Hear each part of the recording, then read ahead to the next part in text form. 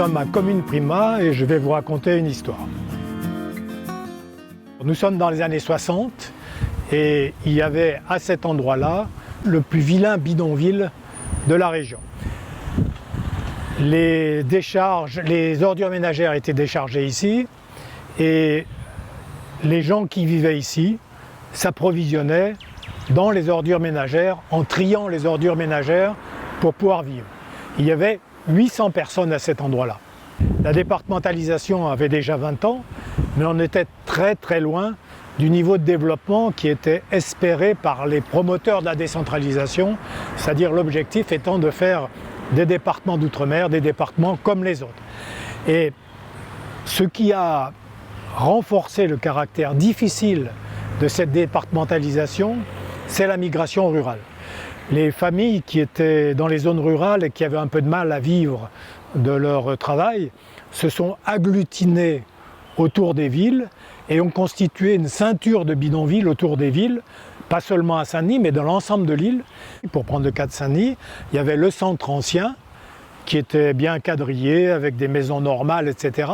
Et tout autour du centre ancien, du bas de la rivière jusqu'au Chaudron, une ceinture de bidonvilles qui représentait plus que la moitié de la population.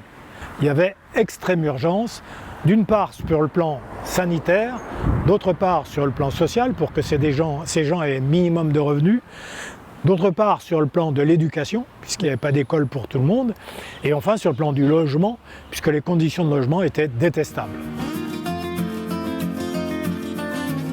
On s'est mis à construire beaucoup, grâce au FIDOM en particulier, mais grâce à plein d'opérateurs qui se sont lancés à ce moment-là, comme la Cidre ou les HLM.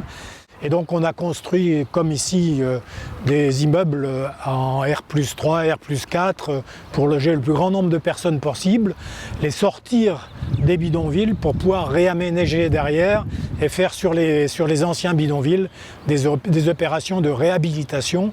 Il fallait y aller massivement et c'est ce qui s'est fait pendant les années 60 et 70. L'objectif dans ce quartier-là, c'était de faire un mail central sur lequel on trouve des équipements, beaucoup d'espaces verts et beaucoup d'équipements sportifs, et autour de mettre des logements de façon relativement dense pour que la population puisse avoir accès et aux espaces verts et aux équipements sportifs à proximité immédiate. La génération des jeunes actuels ne se rend pas très bien compte de ce qu'était la Réunion il y a 30, 40, 50 ans. Et c'est un peu dommage, parce que lorsqu'on veut décider de là où on veut aller, il faut savoir d'où on vient. C'est une évolution fabuleuse qui s'est faite en 40 ou 50 ans, qu'on aurait pu faire sans doute meilleure, mais qui est quand même assez représentative d'une volonté massive de changer de société pendant cette période-là.